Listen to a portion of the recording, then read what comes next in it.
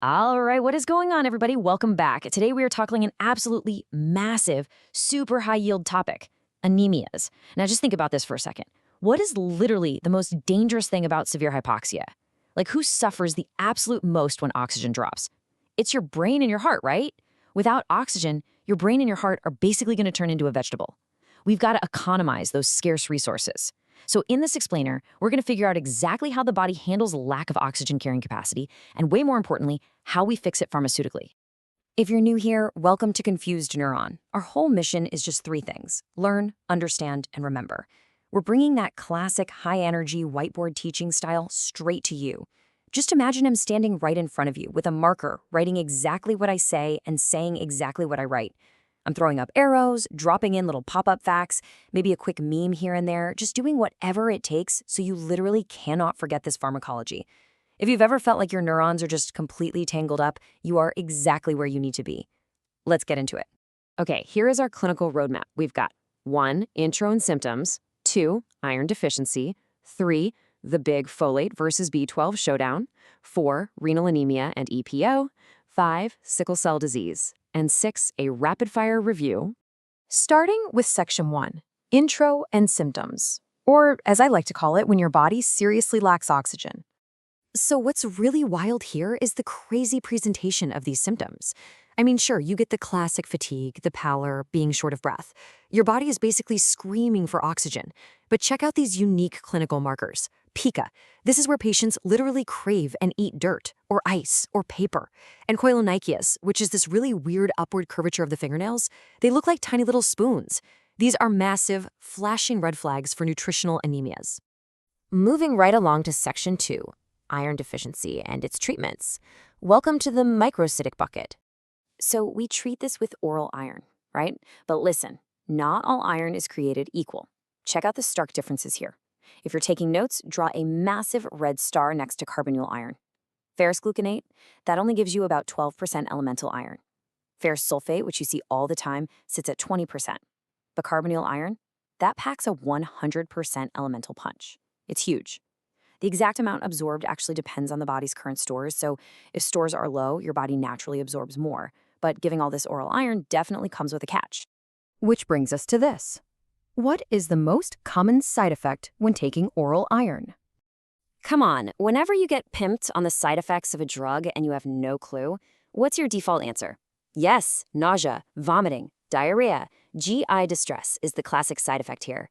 But for iron specifically, you also absolutely have to warn your patients about dark stools. If you don't warn them, they're going to think they have a massive GI bleed and completely panic. It's a great reminder that good patient communication is literally just as important as the pharm. Now, what happens if a toddler gets into the medicine cabinet and downs a whole bottle of iron pills? Iron toxicity is incredibly dangerous. An accidental overdose can literally cause cardiovascular collapse and death. The treatment algorithm is super strict. Step 1, stop the intake immediately. Step 2, administer IV deferoxamine. This is your iron-specific chelator. Step 3, that drug goes in, binds to the free iron floating in the blood, and forms a compound called ferrioxamine. Step 4, it just gets safely excreted right out in the urine. But remember, do not push it too fast or you are going to cause severe hypotension. All right, Section 3, Megaloblastic anemia, the folate versus B12 showdown. This is our macrocytic bucket, where diminished DNA synthesis causes the red blood cells to just get huge. It really comes down to this classic pharmacological trap: folate, which is vitamin B9, versus cyanocobalamin, which is vitamin B12. A deficiency in either one of these will cause megaloblastic anemia, and honestly, on a basic blood test, they can look completely identical. But treating them interchangeably, huge mistake. Let's zoom in on vitamin B12. Deficiencies here usually happen because of poor absorption, lacking intrinsic factor, or sometimes from a strict vegan diet since B12 is mostly in animal products. But look at the symptoms. Neurological damage. We are talking severe tingling, pins and needles in the hands and feet, trouble walking, and even dementia and hallucinations in severe cases. Why? Because B12 is absolutely essential for synthesizing the myelin that insulates your nerves. So here is the massive danger you've got to remember.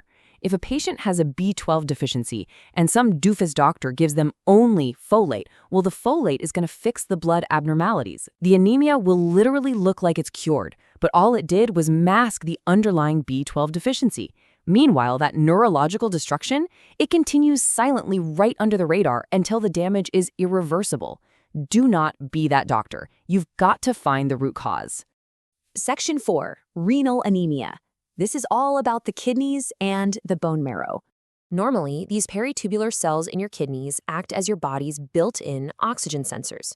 When they sense hypoxia, they synthesize and release erythropoietin, or EPO. That EPO travels straight to the bone marrow, kicks the stem cells into gear, and promotes this massive production of new red blood cells. But think about it. What if your kidneys are failing, like an end-stage renal disease? Well, no EPO means no red blood cells. That's exactly where our pharmacotherapy steps in. We can actually give recombinant human EPO, like epoetin alpha, or its long-acting version, darbepoetin. We use these for patients with renal disease, HIV, or folks going through chemo. But check out that massive contraindication right at the bottom. You absolutely must stop treatment, or at least reduce the dose, if hemoglobin exceeds 12 grams per deciliter. So, quick clinical brain teaser for you. Why the strict cutoff? Why do we hit the brakes so hard if hemoglobin goes over 12, or even just jumps by more than 1 gram per deciliter in a 2-week window? What's the actual fatal risk here? It's toxicity. If you pack way too many red blood cells into the blood vessels, your blood basically turns into absolute sludge. The viscosity skyrockets, and that leads straight to severe hypertension, massive cardiovascular events like thromboses and strokes, and yeah, an increased risk of death. Too much of a good thing will literally kill your patient. You have got to monitor those hemoglobin levels. All right, almost there. Section 5, treating sickle cell disease. Now we're stepping away from the nutritional and organ failure buckets and looking at a severe genetic anemia. And the absolute ultimate pharmacological weapon we have for this is hydroxyurea.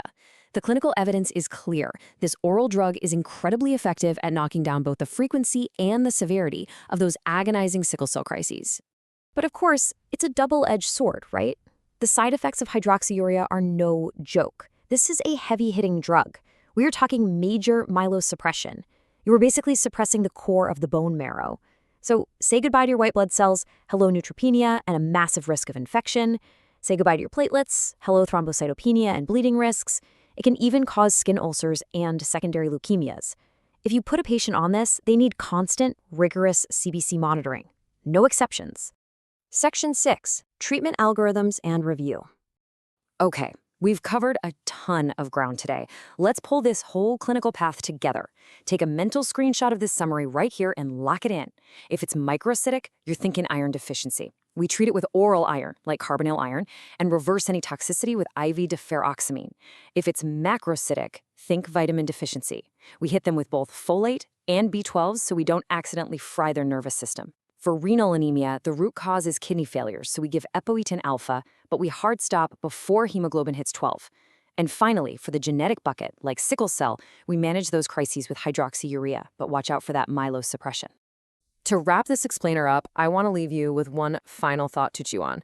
If a strict vegan walks into your clinic and they've got tingling in their hands, a bit of confusion, and their blood work shows macrocytic anemia, what is the one thing you must check before you even think about writing a folate prescription?